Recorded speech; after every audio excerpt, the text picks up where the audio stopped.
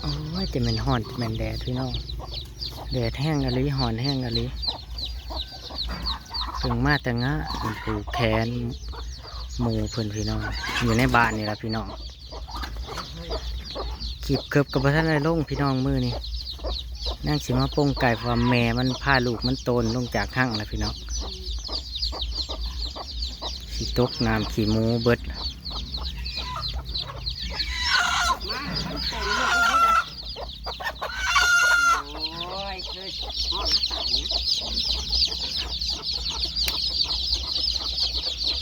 ตัวได้ตัวย่าบ้าเนี่ยได้ไปแล้วนะ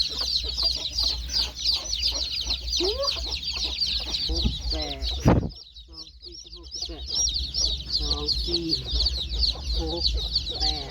12 14 16 17 18 19แล้วยังอีก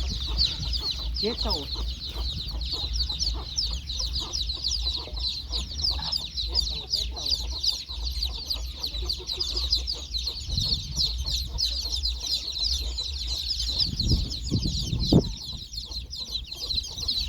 มันไปปนกับไก่แม่อื่นพี่น้อง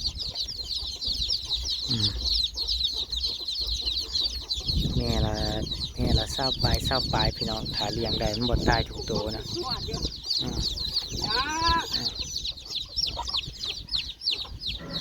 ยังอีก3กันนั้นเดี๋ยวแหละนะมันติดอยู่เลยแงงอยู่น้องกับลูกไก่ไม่ดับมันก็นะ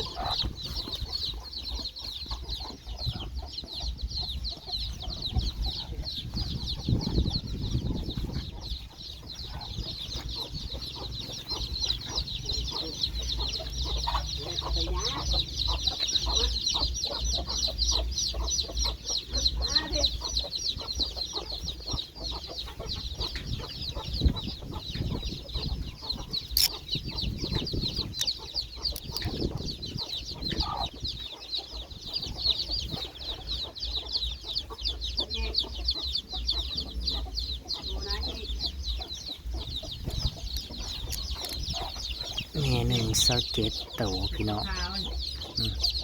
ไปอยู่ลูกไก่ไม่นาน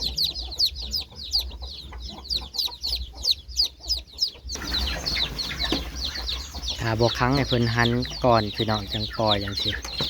บ่รอดพี่น้องต้องขังไว้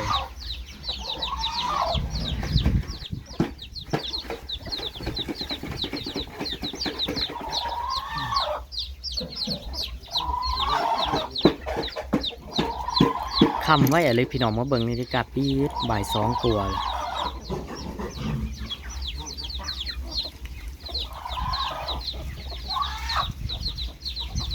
โอ้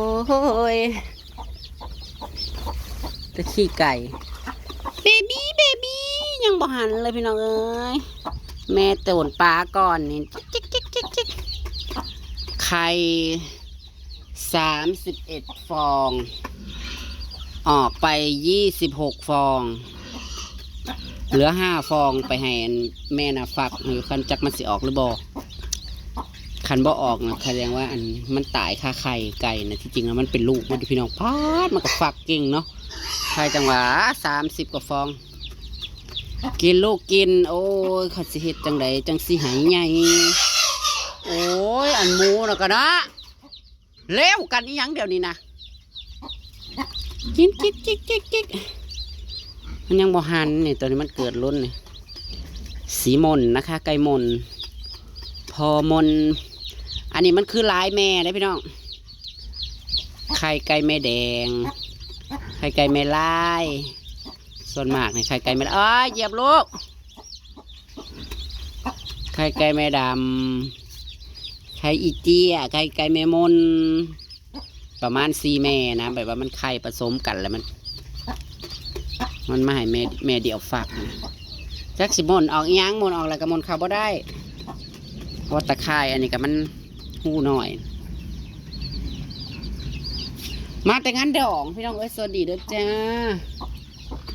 สวัสดีตอนบ่ายมาเปิดน้ำให้หมูบ่าย2เลยค่ะแต่บ่ายนะคะบ่าย2เลย น้อยพวกนี้ยังบ่หันยังไอ้เบบี้อยู่เลยโอ้ยเขาสิเฮ็ดอะไรสิบ่ให้มันเนี่ยอันนี้ก็เตะกันค่ะใครก็อยากเป็นเจ้าทินตีหัวกันนี่ดิดู3 หน่วยไก่ไม่ได้มาไข่ใส่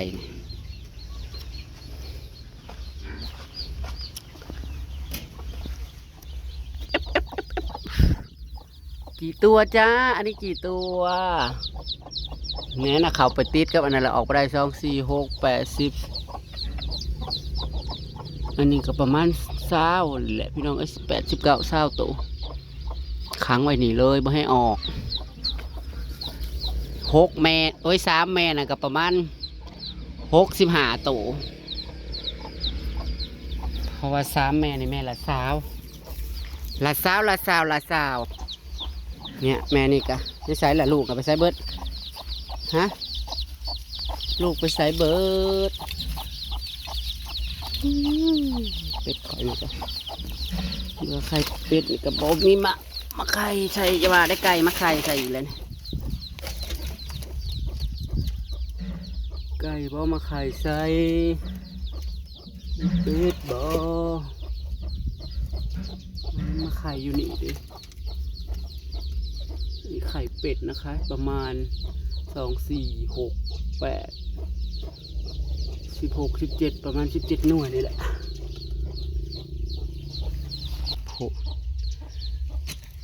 ที่มันเลือหาหน่วยมาให้แม่นี่ฟักจักสิออกหรือบ่แต่ไก่แม่ฟักนะจ๊ะนี่ก็ฟักจ้ะประมาณ3 แม่นี่แหละฟักจักสิออกจักจำใดบ่อีกหน่วยหนึ่งที่4 หน่วยบ่ฮู้สิออกไหมเพราะว่าบางนั่นมันก็ห่อนเกินแล้วมันฟักมันห่อนแล้วก็มันอันบ่ออกมันตายค่าไข่ซะส่วนมากนะก็เน่าใส่ละลูก20 ตัวเข้าไปนั่นนี่แล้วออกบ่ได้นั่นนี่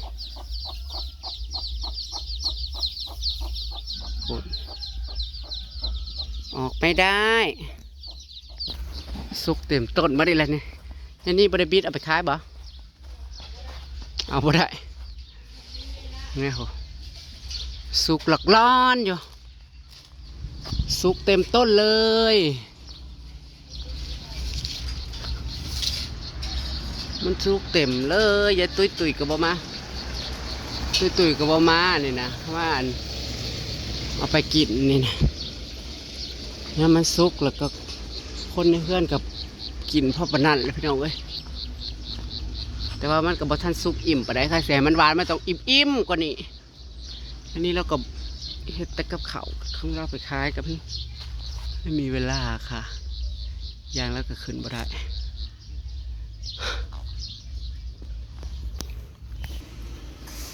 โอ้ได้อะไรเยอะแยะเลยปลาของขายยานี่คือหลาย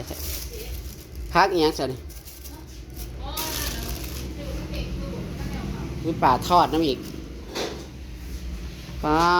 ของขายซอยนะจ๊ะอุดหนุนซอยนะจ๊ะผู้ใดใจดีอุดหนุนกับข่าวยานี่ซอยนะค่ะมีอะไรเอ่ยอันนี้พะแนงหรือแกงเขียวหวานไข่พะโล้เพลมันเป็นเห็ดกับข่าวหลายอย่างมันมีงานคือเห็ดกับข่าวหลายอย่างท่าน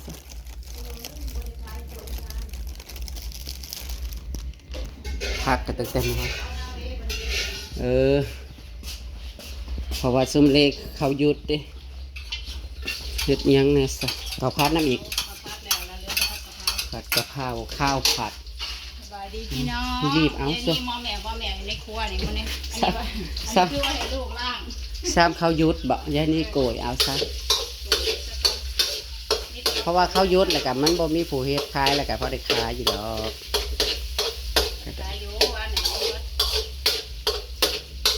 เลยสิ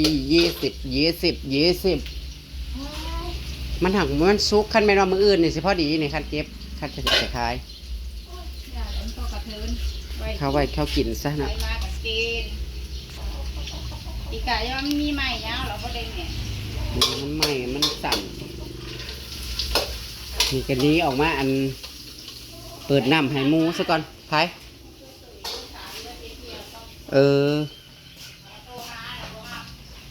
โมเมนเมื่อหรือบ่ของหวานนะเดี๋ยวโทรหาสักคนกัน